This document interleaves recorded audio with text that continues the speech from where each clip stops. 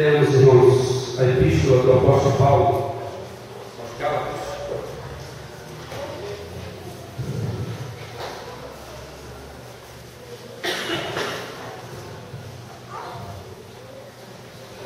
Gálatas, capítulo 1,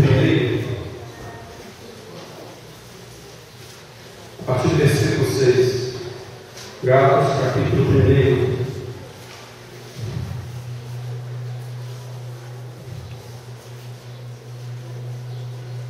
Diz assim: admira-me que estejais passando tão depressa daquele que nos chamou na graça de Cristo para outro evangelho, o qual não é outro, senão que há alguns que vos perturbam e querem perverter o evangelho de Cristo. Mas ainda que nós, ou mesmo um anjo vindo do céu, vos pregue evangelho que vá além dos que vos temos pregado, seja nada. Assim, como dissemos, e agora repito, se alguém vos pregar o evangelho que vá além daquele que recebestes, seja nada. Palavra do Senhor. A inconstância dos Gálatas. Essa foi a preocupação do apóstolo Paulo. Constância é o nosso alvo. Segundo o dicionário, constante é aquele que não se desloca facilmente, é o incessante, é o de ânimo firme, é o persistente. Constância é isso. Constância é firmeza, ânimo forte, persistência, perseverança. A constância ela é a rainha de todas as virtudes, porque só quem a possui consegue terminar projetos e realizar sonhos. É importante a constância. Ricardo Coutinho, ele comentando sobre a inconstância, ele falou bem assim: a inconstância frustra as pessoas de boa vontade, embriaga o valente, ela enferruja a têmpera do herói e mata o gesto nobre, conspira contra o corajoso e deprime o visionário. A inconstância é isso. A inconstância, segundo Ricardo Coutinho, ela frustra as pessoas de boa vontade, ela embriaga o valente, ela enferruja a têmpera do herói e mata gesto nobre, conspira contra o corajoso e deprime o visionário. Por isso a necessidade de constância. Tudo que vamos fazer, se for necessário firmeza, convicção, perseverança. Agora, pior do que a inconstância no departamento da vida secular é a inconstância no departamento da fé.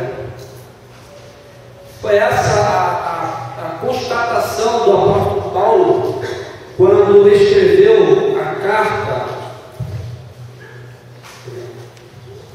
Foi essa a constatação do apóstolo Paulo quando escreveu a carta aos irmãos da Galácia. Pior do que a constatação, pior do que a inconstância em diversos setores de nossa vida, é a inconstância na fé, no Evangelho.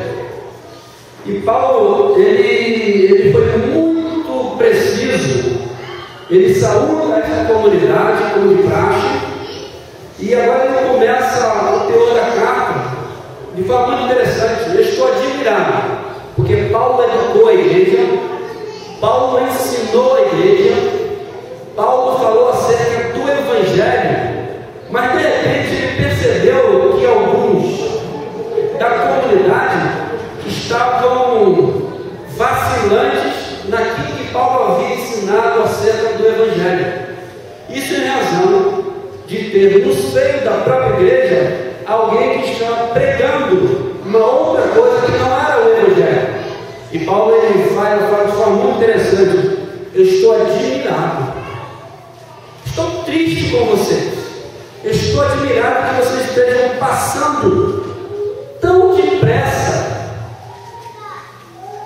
Eu só virei as costas, eu ensinei, falei de valores, falei de vida, falei de Evangelho. Eu só virei para dar continuidade ao trabalho, e quando eu retorno ou fui informado e percebo que de forma rápida, depressa, vocês estão passando depressa daquele que vos chamou para a graça de Cristo para outro Evangelho. Vocês estão se desviando do Evangelho. De repente, Paulo se corrige, em razão da afirmativa do versículo 1. Nós sabemos o versículo 6. Ele falou: vocês estão passando depressa do Evangelho para um outro Evangelho. E no versículo 7, ele vai dizer: opa, o qual não é outro, porque não existem evangelhos, o qual não é outro, senão que há alguns que os perturbam e querem perverter o Evangelho de Cristo. Ou seja, não existe um Evangelho genérico. Evangelho é o próprio Cristo. Vocês estão desviados, é isso que Paulo está dizendo. Vocês, de forma muito depressa, deram ouvido a outra mensagem que não foi a mensagem do Evangelho. Vocês não foram constantes. Bem, e aí que reside o grande complicador, é porque a constância na fé no Evangelho de Cristo, ela é determinante para a firmeza nos diversos outros departamentos.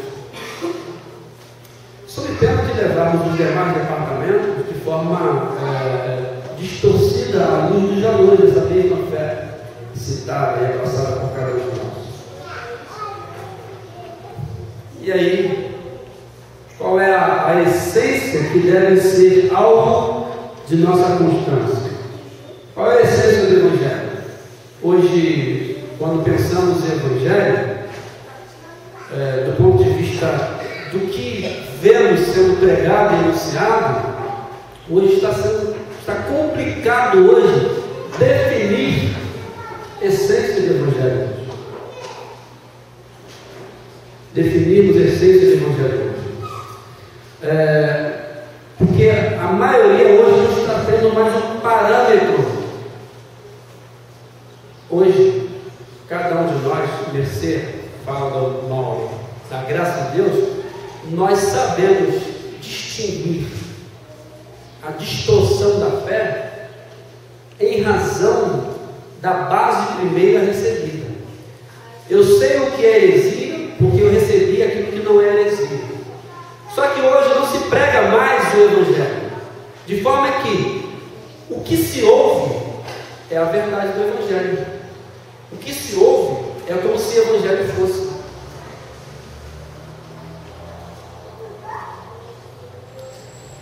Lembro que o reverendo postou no Face: estou com saudades das discussões todas.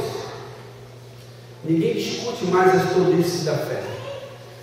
E ele fala isso dizendo o seguinte: retornemos às discussões tolas, porque nas discussões tolas nós discutimos, ainda que havendo divergência, mas nós discutimos a fé, a essência da fé, e nela nós crescemos. Hoje não discute mais isso. Hoje ninguém conhece mais a essência. O batismo, a ressurreição, ninguém discute mais isso. Porque se prega outro Evangelho. E qual é a essência do Evangelho? Simples. O que o pastor vai falar é aquilo que vocês já sabem. Mas a proposta é tão somente fazer que vocês fiquem constantes nessa coisa que vocês já conhecem, mas que pode ocorrer de que, em razão da caminhada do dia a dia, nós deixemos de efetivamente pensar em razão do corriqueiro.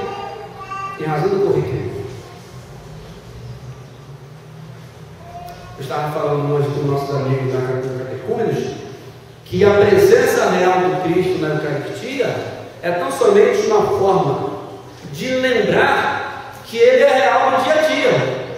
A Eucaristia, de forma muito especial, ela nos chama a essa lembrança. Ele está presente na Eucaristia, por isso é bem de graça, e é o momento de lembrar que Ele está presente dia a dia. Ele é o onipresente, aquele que caminha conosco sempre. Só que, apesar dessa convicção, muitas vezes nós esquecemos disso. Nós nos perdemos no tempo e no espaço acerca dessa grande verdade. Então, qual é o Evangelho? Primeiro, qual é a essência? Primeiro, que o Evangelho é a manifestação pura e simples da graça de Deus. Paulo está dizendo o seguinte: vocês estão se desviando para outro Evangelho que não é o Evangelho da graça. Os irmãos estavam pregando outras coisas. Os irmãos estavam pregando práticas da lei em substituição à graça, ou em detrimento da graça, ou em prejuízo da graça. Paulo nos ensina que o Evangelho é a manifestação pura e simples da graça. Qualquer outra coisa que pretenda substituir a graça do Cristo hoje é anátema. Qualquer elemento inserido na igreja ou inserido na fala do culto que substitua o gesto de Cristo na cruz do Calvário é anátema, é heresia, não é evangelho, não é igreja, é a graça de Cristo.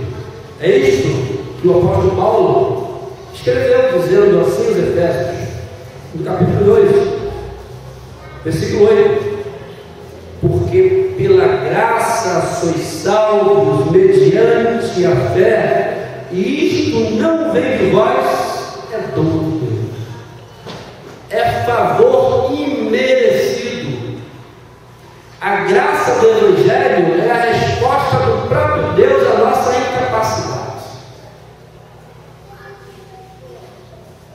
Porque quando eu substituo a graça, eu estou alegando capacidade. Capacidade essa que nunca existiu, mesmo eu alegando existir.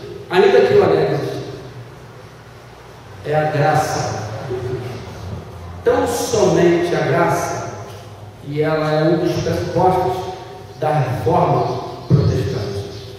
A graça do Cristo percebeu a nossa incapacidade, e a graça do Cristo se fez carne, morrendo e nos justificando. Teologia pura, doutrina pura, nos justificou. Ou seja, justificação é um ato da graça do Cristo, por meio da qual Ele nos considera como justos, mesmo sendo nós pecadores. Justificação é a declaração da parte de Deus de que não existe nada que deponha contra a gente, apesar de pecadores sermos.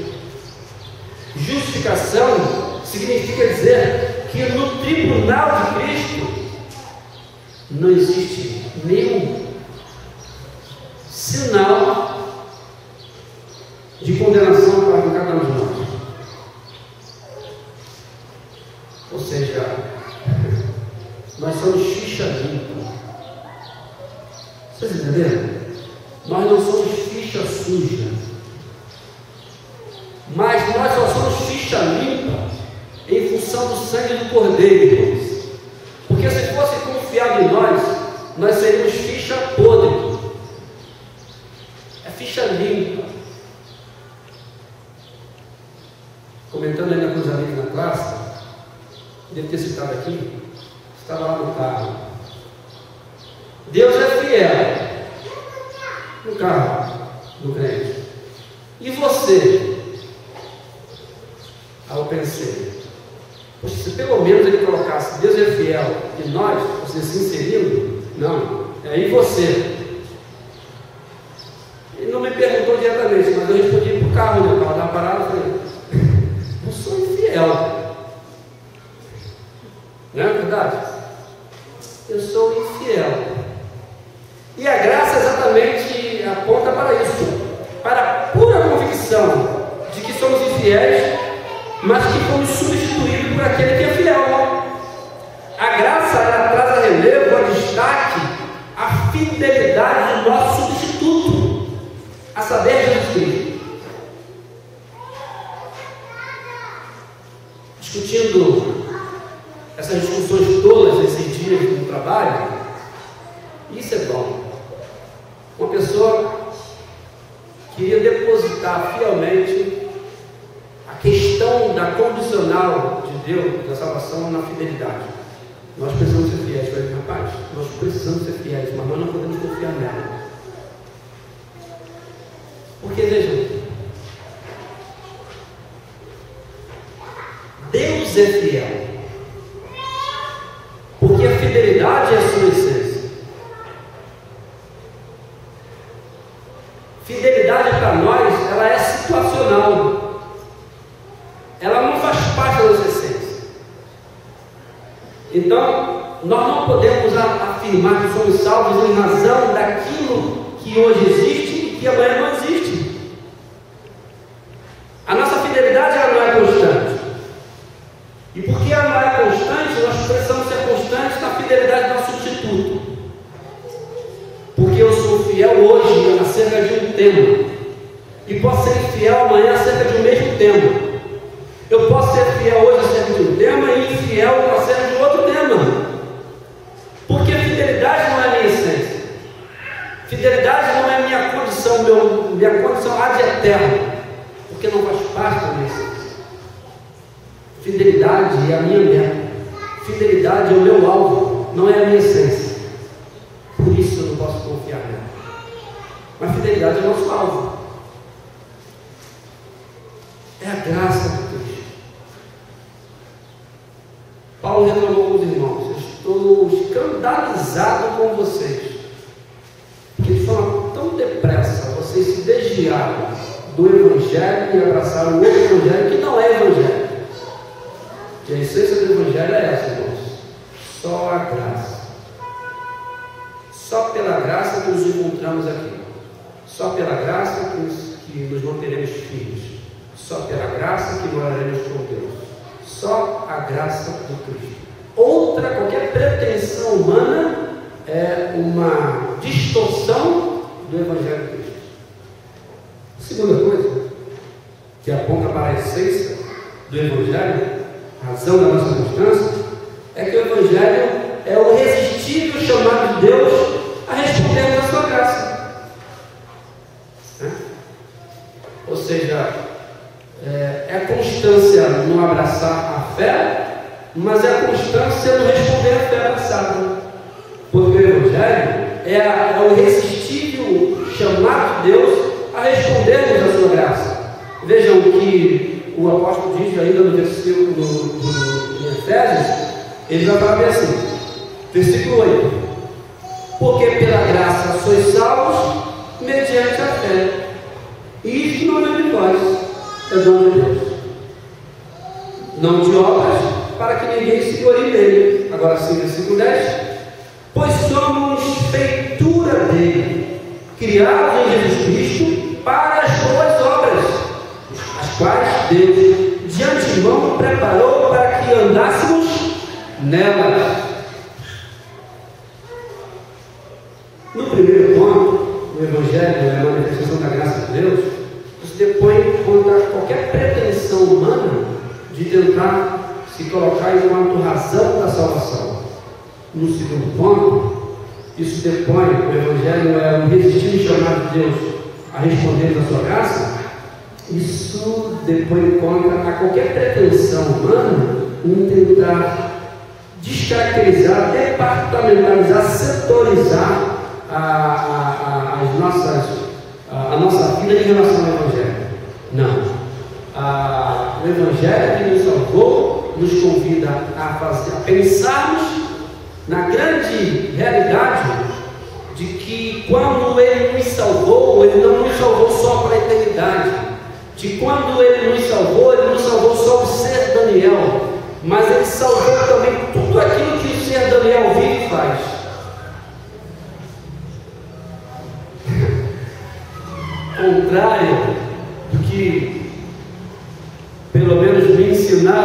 antiguidade, o que eu respeito muito, de que quando você se converte à fé, fora da fé no sentido igreja, tudo é paganizado, tudo agora é atribuído ao diabo, tudo agora deve ser jogado fora, lançado fora, tudo são setores estanques, são setores diferenciados, que devem ser vividos de forma diferenciada, quiçá até abandonados.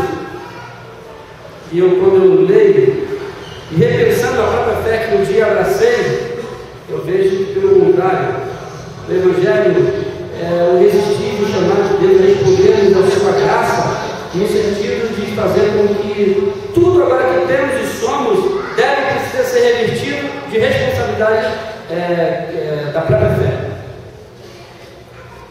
Então, resistirmos a respondermos à graça de Deus é olharmos os diversos departamentos das nossas vidas com olhar sobre os ombros dessa mesma graça. É resposta a Deus. A faculdade que eu faço para o louvor de Deus. A família que eu tenho, eu a conduzo e nela vivo para o louvor de Deus. A relação de amizade que eu tenho e vivo para o louvor de Deus. Isso transforma, isso espiritualiza, isso transforma de forma mística tudo aquilo que temos e que somos. Porque tudo é para Ele. Não é fala do pastor Daniel, não. Quem falou isso foi o pastor apóstolo Paulo, ou o apóstolo Paulo. Vejam o que ele diz no capítulo 10 de 1 Coríntios. Capítulo 10 de 1 Coríntios, nos diz assim: havia uma discussão acerca da liberdade, do limite da liberdade da fé cristã, se come ou não come, do ilícito, enfim, Paulo orientou a comunidade a ter cuidado com os fracos na fé. No entanto, no versículo 31, ele é categórico, ele vai dizer com o assim: portanto, quer comais, quer bebais, ou façais outra coisa qualquer, fazei tudo o que? Para a glória de Deus. Ou seja, Paulo ele não exclui, pelo contrário, ele inclui tudo. Tudo que eu tiver de fazer vai ser para a glória de Deus. A ida ao Maracanã é para a glória de Deus. A ida ao teatro é para a glória de Deus. A ida para dançar, para brincar, para viver é para a glória de Deus. E se é para a glória de Deus, deve ser feita com responsabilidade. Ou seja, não é não fazer, é fazer com responsabilidade. É fazer para o louvor dele. É fazer em resposta à graça dele. Porque ele nos salvou graciosamente para sermos sal da terra e luz do mundo. E não monges que vivem nos mosteiros alienados tudo de tudo. Assim é muito fácil caminhar a fé. Aí eu não vou aí nesse sentido nunca experimentar a fé, a fidelidade. Fidelidade do mosteiro não existe necessidade de fidelidade ali, porque não existe possibilidade de você ser seduzido à infidelidade. Então não é exercício dele a fé. O exercício da fé é quando você, caminhando no mundo de Deus, você é seduzido à prática contrária à fé. Aí você exerce a fidelidade. É caminhando no mundo de Deus quando você é seduzido à ira, a pagar com a própria olho por olho, dente por dente. Aí você exerce a temperança do mundo próprio. É quando você está sendo seduzido a ódio, aí você exerce o amor. E quando você realiza tudo isso? Exatamente quando você está entranhado, vivendo nos diversos setores da sociedade, do mundo, do qual você faz parte, do qual nós fazemos parte. E isso é resposta à graça de Deus. Terceiro e último ponto que sinaliza a essência do Evangelho que o Evangelho não é só a manifestação da graça de Deus, mas o Evangelho também é o irresistível chamado de Deus a respondermos à sua graça. Isso depois contra qualquer pretensão de alienação, mas também o Evangelho, finalizando, é o imperativo divino a anunciarmos esta graça. A gente depois encontrar essa crença de que nós não podemos nos relacionarmos com aqueles que não professam a fé, de que nós precisamos criar o nosso mundinho, a nossa comunhão entre os da fé e os que não são da fé que se dão. E detalhe, que se dão em tempo. Quando, por ocasião da evangelização, nós vamos na cara mais lisa evangelizarmos aqueles com os quais não queremos interagir. Aqueles que são feios, aqueles que são fedorentos, aqueles que xingam. E a gente vai na cara mais lisa, anunciando: como você passa por ele e fala comigo, agora quer falar do amor de Cristo. É contraditório. Isso depois contra esta leitura errada de mundo. Rejeitamos o mundo criado à imagem de Deus. Não. Tem que rejeitar o mundo do sistema corrompido. Inclusive, o mundo do sistema corrompido pode estar dentro da igreja, porque ele não é físico, ele não é local. Não adianta fugir de lá, pode estar aqui, porque é comportamento, é atitude, é vida errada contrária a ele. Não temos como fugir, porque está em nós. Temos como focar, evitarmos, dizermos não através de nós mesmos. Então o Evangelho é o imperativo divino de Deus para anunciarmos essa graça. Nós éramos ovelhas sem pastor. Todos nós. E como o pastor veio ao nosso encontro? O pastor veio ao meu encontro através de um cabo da Marinha do Brasil.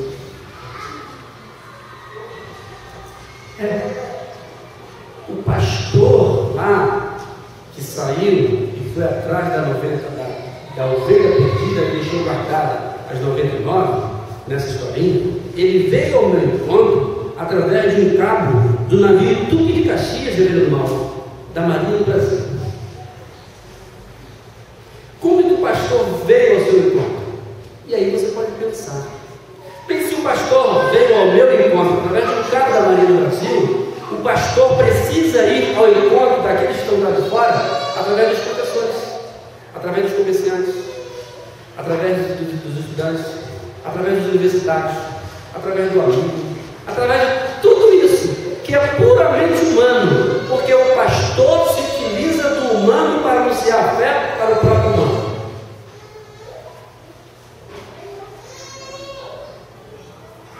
Não é isso?